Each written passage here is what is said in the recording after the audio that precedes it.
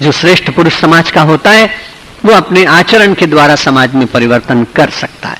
नित्य पूजत प्रभु पावरी, प्रीति न हृदय समाती, मांगी मांगी आय सुख रही, कि राज काज सब भांति।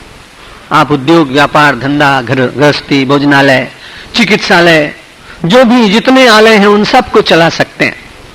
कहीं बाधा नहीं आती भक्ति के द्वारा, किसी को भागने की जरूरत नहीं पड़ती है, बल्कि ठीक से भाग सके इसलिए परमात्मा की भक्ति मानव को गति प्रदान करती और गति के साथ सद्गति प्रदान करती है। दो शब्द हैं, एक दुर्गति और एक सद्गति।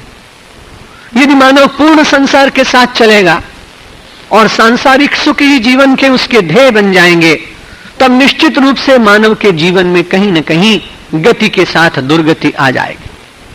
और यदि मानव के जीवन में परमात्मा के साथ चलने का विचार होगा, भक्ति करने का विचार होगा, तो एक शब्द में मानव को कोई अद्भुत प्रेरणा दे जाएगा। एक व्यक्ति दौड़ा दौड़ा गया, कबीर का नाम उसने बात सुना था, इसलिए उसने सोचा किसी पंडित, किसी आचार्य के पास जाऊंगा और मेरा ठीक से वेश नहीं होगा तो सबसे पहले पूछेगा यज्ञोपवीत कहां है, उत्तरी वस्त्र कहां है, चंदन कहां है, संध्या करके आए कि नहीं आए, क्योंकि काशी तो कर्मकांड का केंद्र था।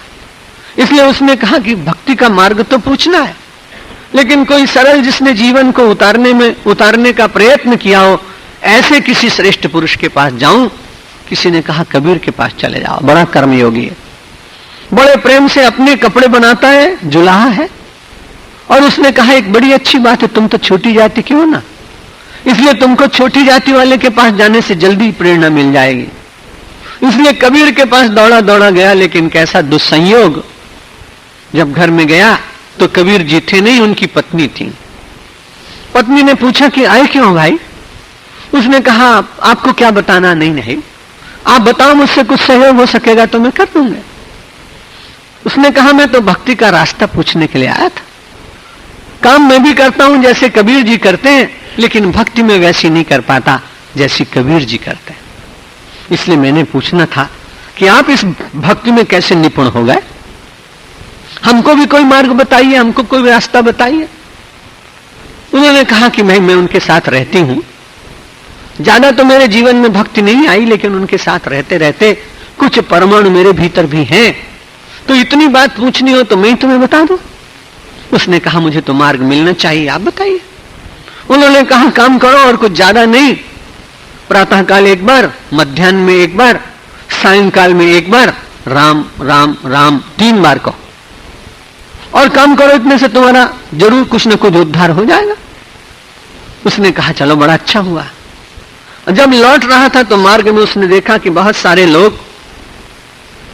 लोग कबीर जी के साथ आ रहे हैं और कबीर के बीच बीच में कोई प्रसन्न होकर जय भी बोल देता। नाम तो उसने सुना था लेकिन महात्मा के दर्शन तो नहीं किए थे। जब उसने देखा कि कबीर जी आ रहे हैं तो प्रणपात किया, नमस्कार किया। नमस्कार करने के बाद खड़ा रहा। कबीर ने पूछा भाई कैसे हो, कौन हो?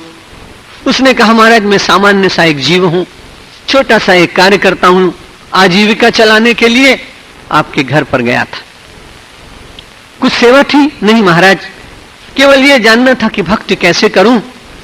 लोई जी ने मुझे बता दिया, आपकी धर्मपत्नी ने बता दिया, 3 बार भगवान का नाम लो।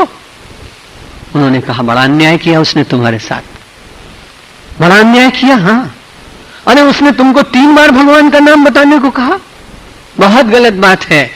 मेरे पास तुम आए इसलिए मैं तुमको बताता हूं, एक बार ही भगवान का नाम लेने से भी काम चलेगा। जाकर नाम लेत एक बारा, किनारे उतरही भव सिंधु अपारा। जाकर नाम लेत एक बारा, किनारे उतरही भव सिंधु अपारा। और सादर सुमिरन जे नर करही, किते वो पदैव भव निधि तरही।